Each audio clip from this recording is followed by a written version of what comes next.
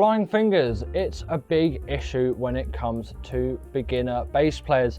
And in today's video, I'm going to give you 5 tips on how to solve that. Now, the first one is really to keep your hand position in check. I want you to take out your hand like this, wiggle your fingers around and sort of make a curved arc shape in a way, not too curved, not like you're really clawing for something, but just a gentle curve arc. You can sort of see what I'm doing there, but have your thumb out flat, put your thumb on the back of the neck and just move your fingers in, and where they naturally rest is a good position for your fingers to be, as flying fingers can often be caused by closed hand positions where you try and open it up. Keep your wrist pretty straight as well. You don't want it to be out up here, and you don't want it to be all the way back up there, and you don't want too much tension on the strings either. Just hold it lightly and hold it spread, not so it feels like you're really stressing out your hand like this, but just so your hand feels nice and comfortable on the instrument.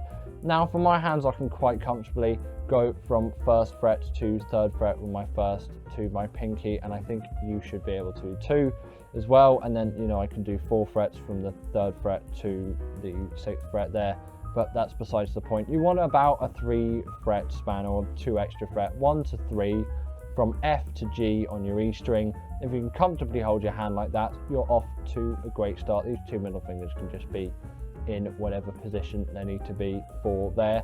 So now you've got your hand position like this, you're already step 1. Now step 2, I sort of already mentioned, and it's don't press too hard. Don't feel you have the need to press too hard. Try and find the perfect spot where you don't have to press too hard, but you also aren't pressing so lightly that you aren't getting a note out. You'll find at the start you'll get a bit of a ghost note, and then you might get a harmonic, and then you get some buzz, and then you'll get a full clean note. And find where that full clean note starts as well, because that is the tightness, essentially, the pressure you should be putting on, because a lot of beginners put loads of pressure and you sort of feel like you have to because your fingers are hurting, and these big beefy strings, and they're all just a pain to get round, and your fingers are hurting from it and things like that. I get that, but put less pressure on because it will save your fingers a little bit more as well. Don't feel like you really have to dig in, because that often doesn't help with these flying fingers. You want a relaxed hand position. You don't want one that's all tensed up, because those fingers are going to fly a little bit more. Then another great thing in at number 3 is just having your fingers like close to the fretboard. I know it sounds obvious, but go through just a line or a scale or something, and don't do anything with this hand.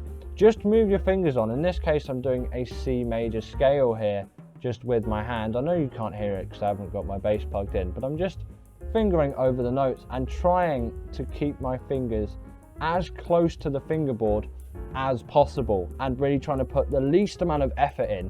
And then you can add that hand in and get all the tone as well, and then get the right pressure that you need.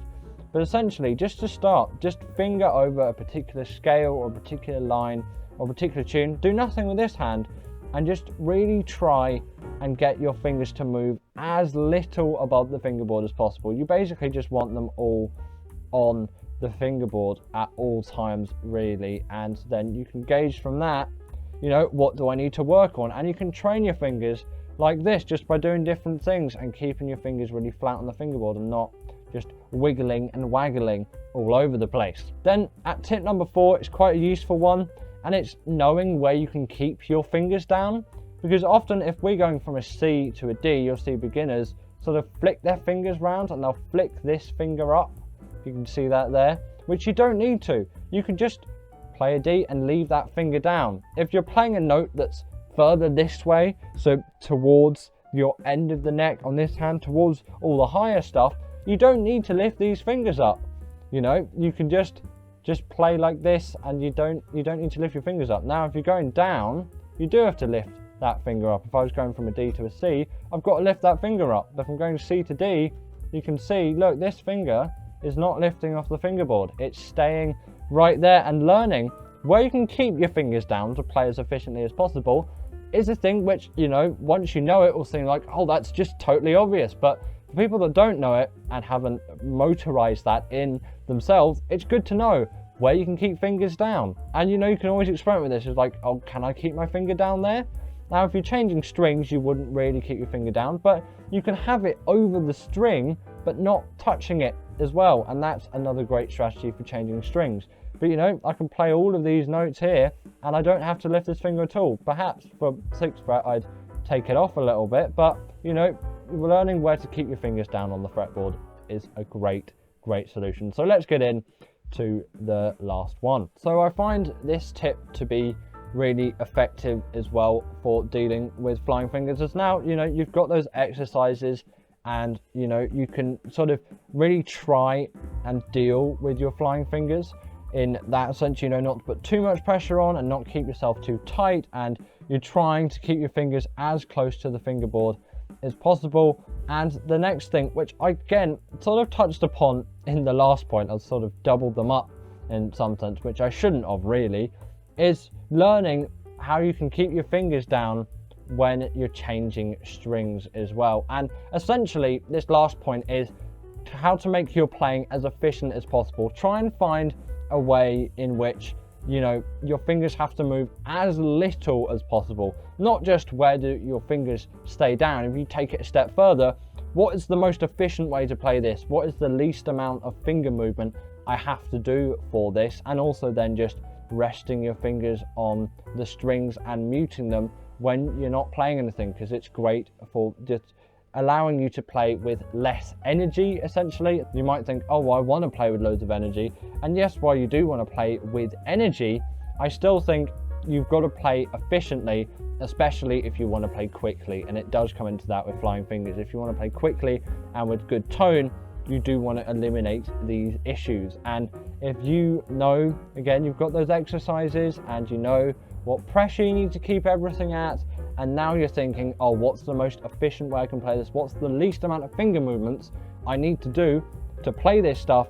Then you're on the right track to eliminating those flying fingers, and I'm sure they'll go soon. So that's all I've got for today. There are my 5 tips on dealing with flying fingers. So I hope you've got something great from this video, because ultimately I do want to help you all guys out on our journey to 1,000 subscribers as well. We're almost there, to say the least. We've got over 100, so we're definitely getting there, but that's where I end today's video. I hope you've enjoyed, and I hope now you've got something to work on if you've got those flying finger problems. And I'll see you in the next one.